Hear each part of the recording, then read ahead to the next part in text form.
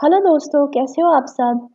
मेरा नाम है सिमरन और आज हम सीखने वाले हैं सरकार के बारे में यानी कि गवर्नमेंट। अब सरकार जो भी अच्छी या बुरी चीज़ करती है उसके बारे में हम हर अखबार में पढ़ते हैं और हर न्यूज़ चैनल पर भी देखते हैं। तो अब हम देखने वाले हैं सरकार है ही क्या? What is a government? A government is a group of people that has the power to rule in a territory according to the law.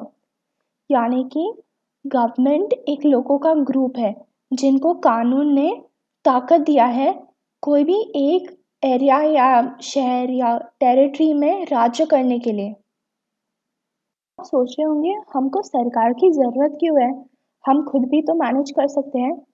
अभी मैं आपको एक एग्जाम्पल बताऊंगी, एक आसान तरीका समझने के लिए। तो फॉर एग्जाम्पल सोचिए, एक बच्चा बैठा रहता है पूरा दिन घर पे, एक नंबर का आलसी है, पूरा दिन वो सिर्फ टीवी देखता है, होमवर्क नहीं करता, पढ़ाई नहीं करता है, कुछ नहीं करता।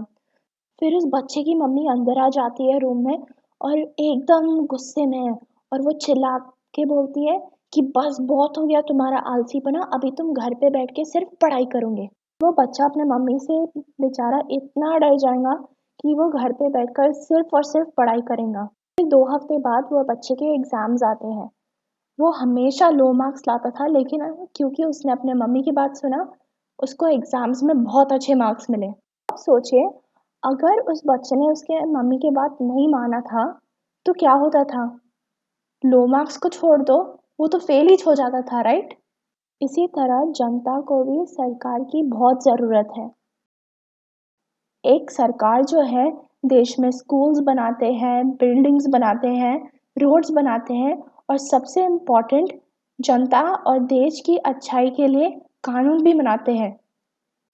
अभी तो सरकार कोरोना पेशेंट्स की इलाज भी तो कर रहे हैं।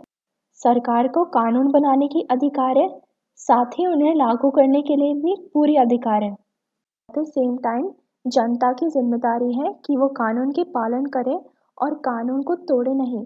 कानून बनाने और पालन करने से ही एक सरकार चल सकती है। ओके दोस्तों, अभी हम सीखने वाले हैं सरकार के स्तर यानी कि लेवल्स ऑफ गवर्नमेंट। तो हमारा पहला स्तर है स्थानीय स्तर यानी कि लोकल गवर्नमेंट। अब इस लेवल में आपको शायद अपना शहर का मेयर मिलेगा या तो अपने गांव में सरपंच और ग्राम पंचायत मिलेगा। अब हमारा दूसरा स्तर है राज्य सरकार यानी कि स्टेट गवर्नमेंट। अब इंडिया में जितने भी स्टेट्स हैं, बोलो महाराष्ट्र या तमिलनाडु, ये सारे राज्य जो हैं ये सेकंड लेवल ऑफ गवर्नमेंट में आते हैं यानी कि स्टेट गवर्नमेंट में आते हैं। अब हमारा आखिरी स्तर है नेशनल गवर्नमेंट यानी कि राष्ट्रीय सरकार। अब ये सबसे ऊंचा स्तर है। राष्ट्रीय स्तर में भारत के प्रधानमंत्री आते हैं और भारत के प्रेसिडेंट भी आते हैं, ठीक है? दोस्तों, हम सरकार के स्तर तो सीख चुके हैं। अभी हम सीखने वाले हैं सरकार के प्रकार यानी कि टाइप्स ऑफ गवर्नमेंट। दुनिया में जितने भी देशों हैं वो सारे देशों में सरकार तो है ही है, लेकिन हर देश का सरकार का प्रकार अलग है। तो फॉर एग्जांपल यूके की गवर्नमेंट जो है उसमें कॉन्स्टिट्यूशनल मोनार्की है और नॉर्थ कोरिया की गवर्नमेंट जो है उसमें डिक्टेटरशिप चलता है। अब भारत की जो सरकार है वो एक डेमोक्रेसी है और अब हम इस वीडियो में डेमोक्रेसी के बारे में सीखने वाले हैं। अब आप सोच रहे होंगे डेमोक्रेसी क्या है? डेमोक्रेसी एक प्रकार की सरकार है जहाँ पे जनता अपने सरकार चुनते हैं। अब इस ज़माने में हम सारे डेमोक्रेसीज़ को रिप्रेजेंटेटिव डेमोक्रेसीज़ कहते हैं। अब रिप्रेजेंटेटिव डेमोक्रेसीज़ में सारे जनता जो है देश के वो डायरेक्टली पार्टिसिपेट नहीं करते हैं। जो भी डिसीजंस रहते हैं और फैसले रहते हैं देश के लिए, वो लोग चुनाव से अपने नेताओं को इलेक्ट करते हैं और ये जितने भी नेताओं हैं वो साथ में मिलकर बात करते हैं और फैसले लेते हैं देश के लिए।